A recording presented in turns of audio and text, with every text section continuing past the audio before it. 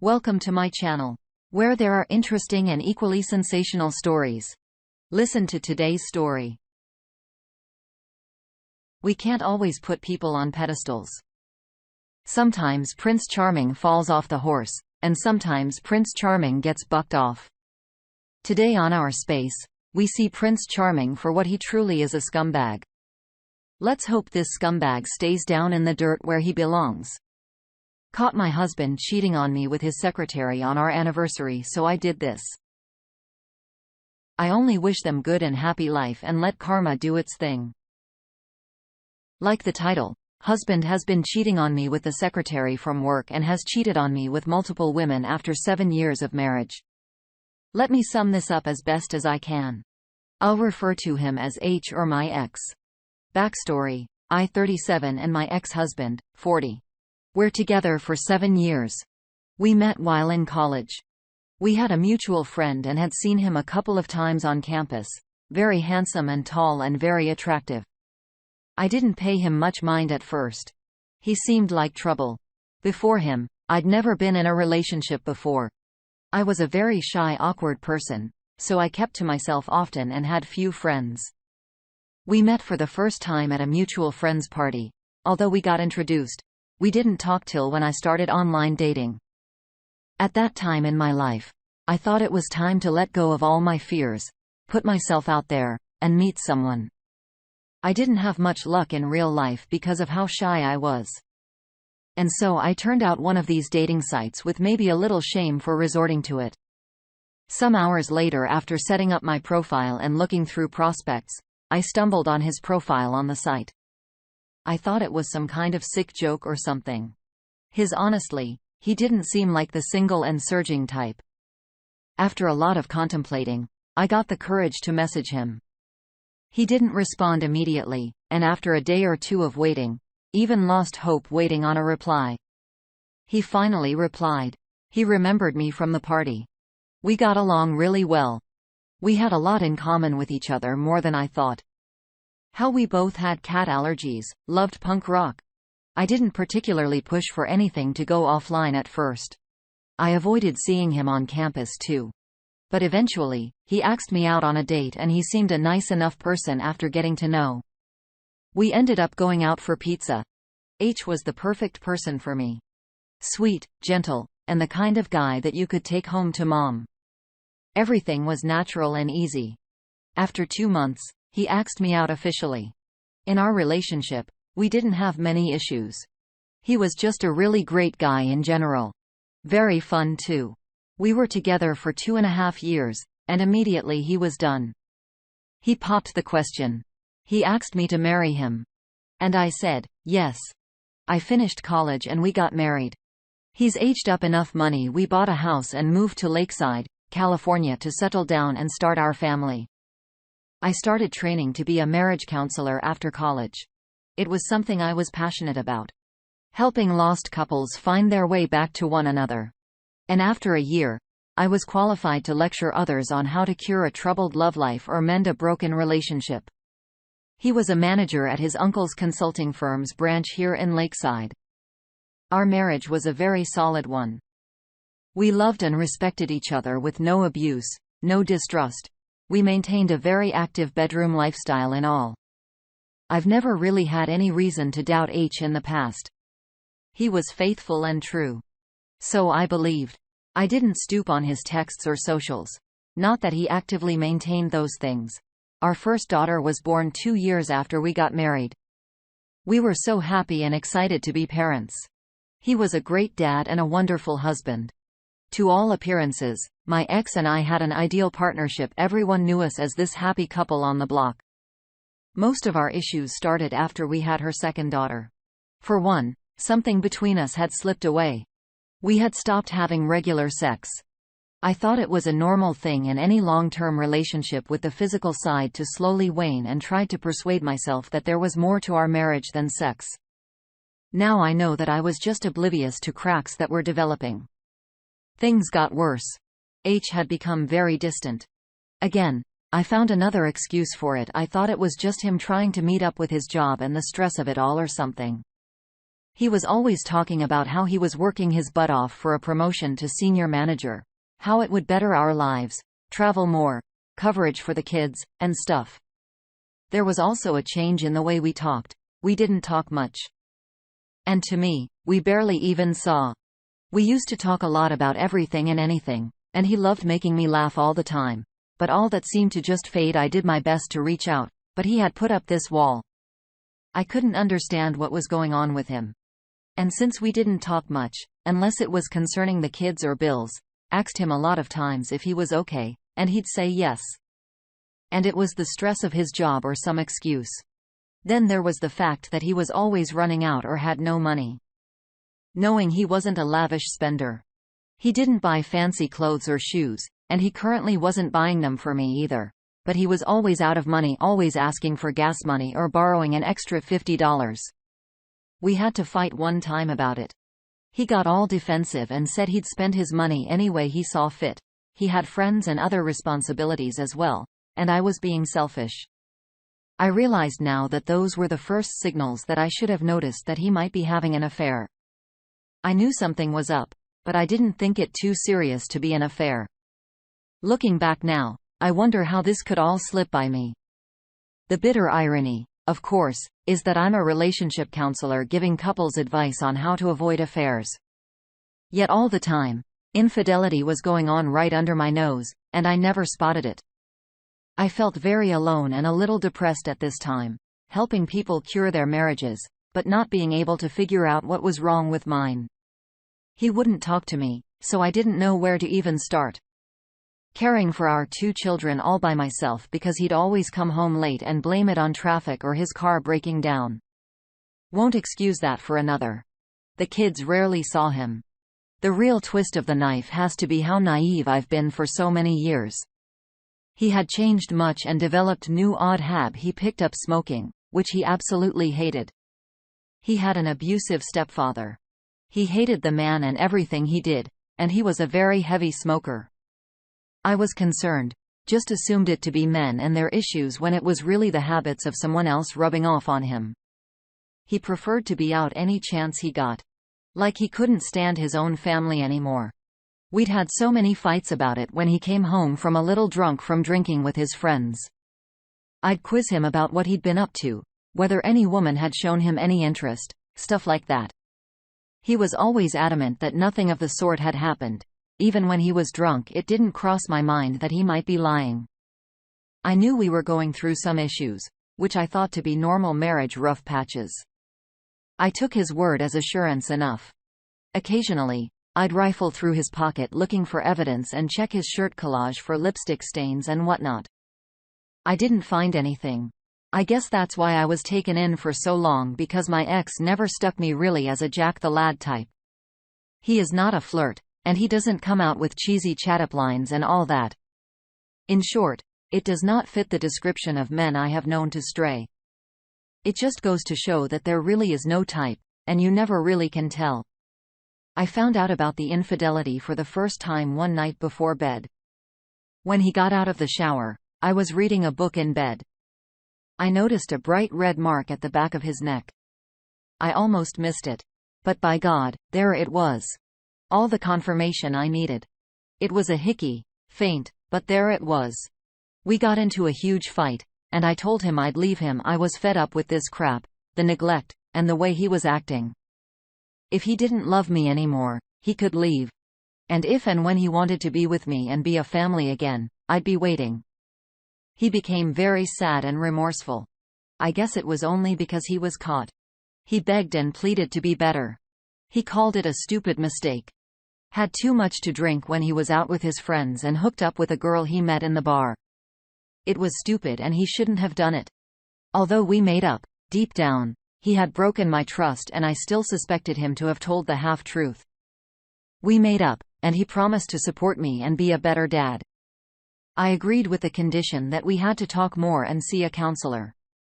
I was sure that if I could get him to talk things over, maybe I could inject some desire back into our marriage. It went well on the first day. It was great seeing him open up. We had long, deep conversations about what we wanted from the marriage. And about our personal needs and from each other. I felt as if we were getting somewhere and making progress.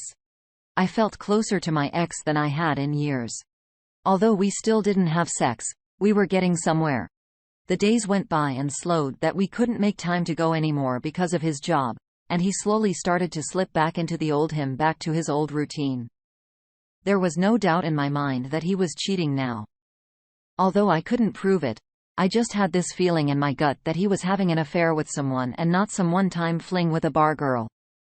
I got depressed, and I started to read and follow a lot of cheating stories on Reddit. The more I followed, the more I started to see some similarities between him and some of the men in the stories. It got worse. I started to think maybe there was no coming back from this or saving our marriage. I thought about divorce. From all the stories that followed, I've learned one thing: if a partner was ever unfaithful to you, he or she probably didn't want to be with you and didn't deserve to be with you. I thought about my kids and I cried.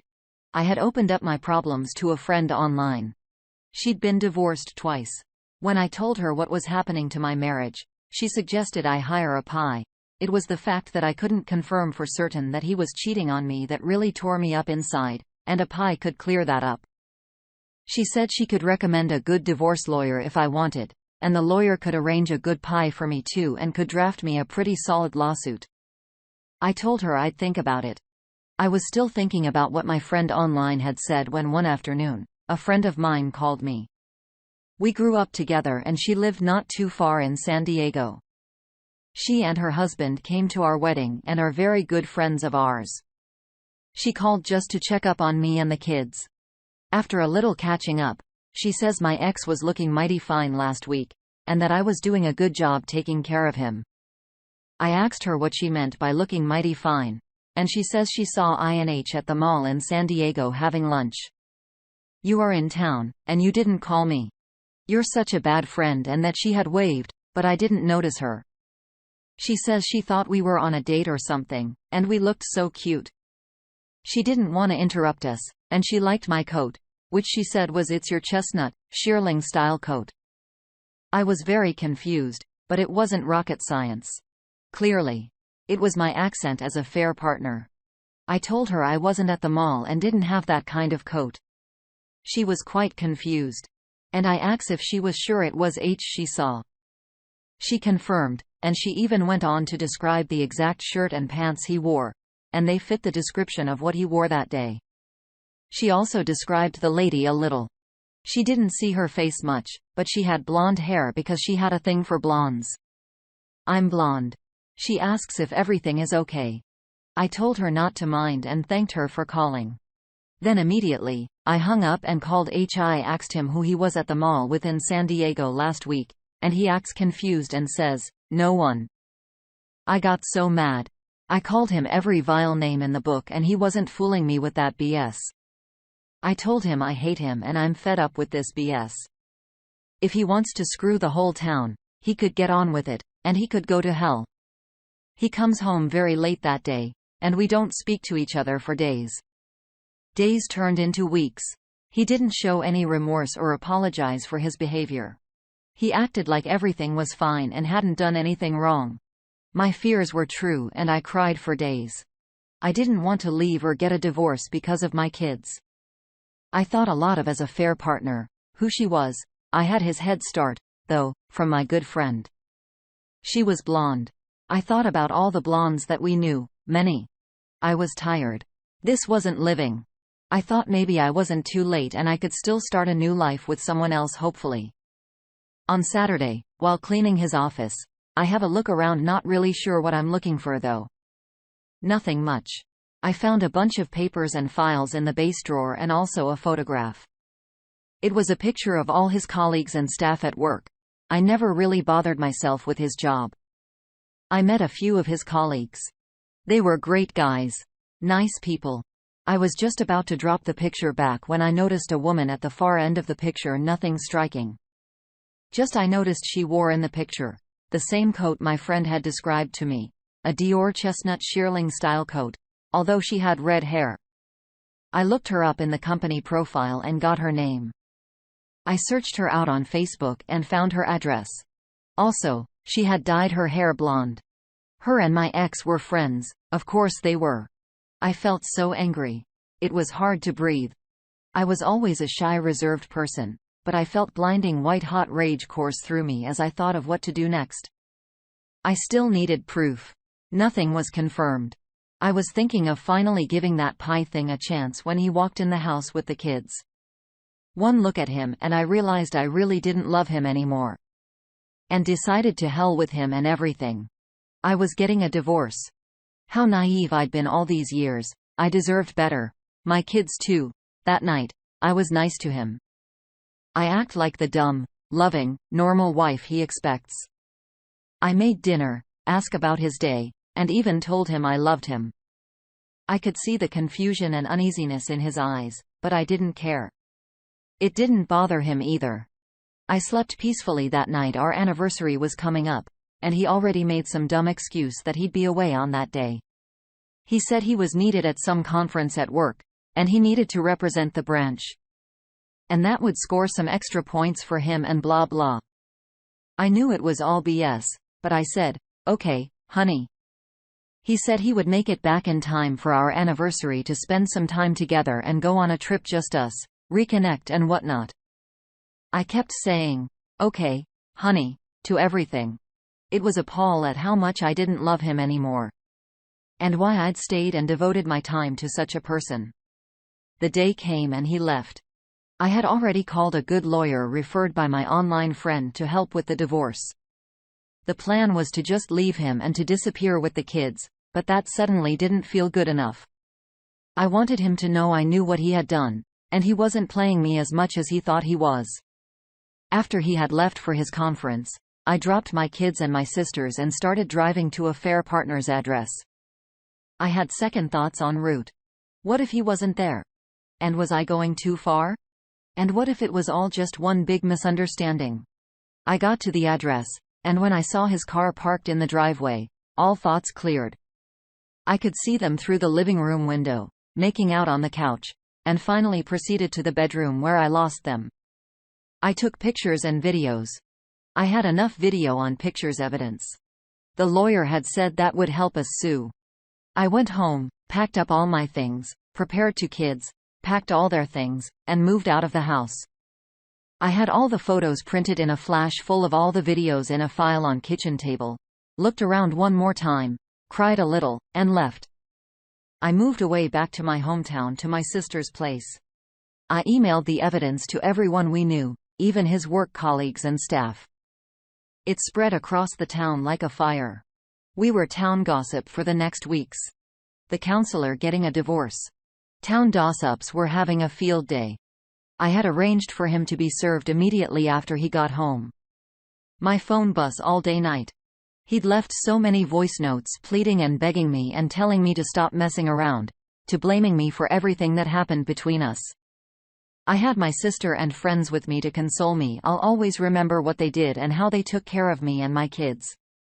He tracked me down to my sister's place and demanded to see me, but they didn't let him and threatened to call the cops.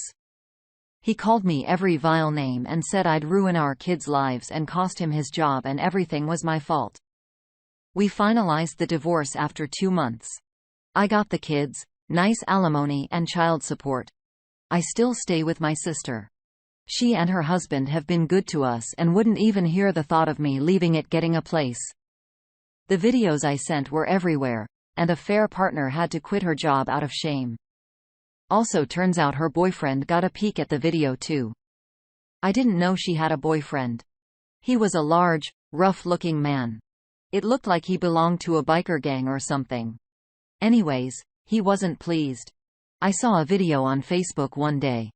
Was a confrontation between a fair partner's boyfriend and my ex. It didn't go so well. The result, H having a black eye, and the police looking at a fair partner's boyfriend. As much as I enjoyed him getting what he deserved, I couldn't laugh because he was in a pretty critical state. He'd broken a rib, but at the point of writing this, he's doing okay.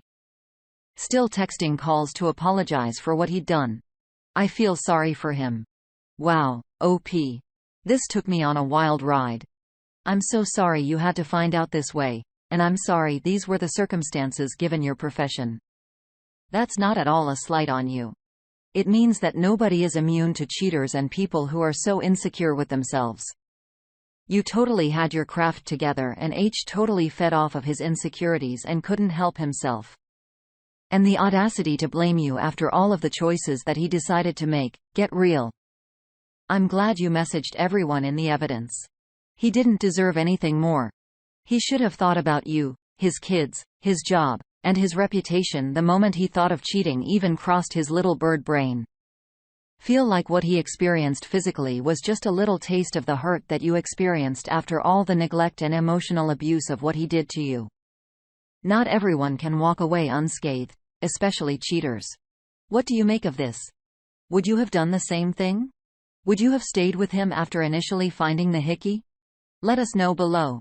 Thank you for joining us today on our space. Like and subscribe and hit that notification bell so you don't miss out on our next video. We'd hate for you to miss out. If you want to listen to more stories from me, check out our lounge where I feature a larger variety of non-cheating related stories.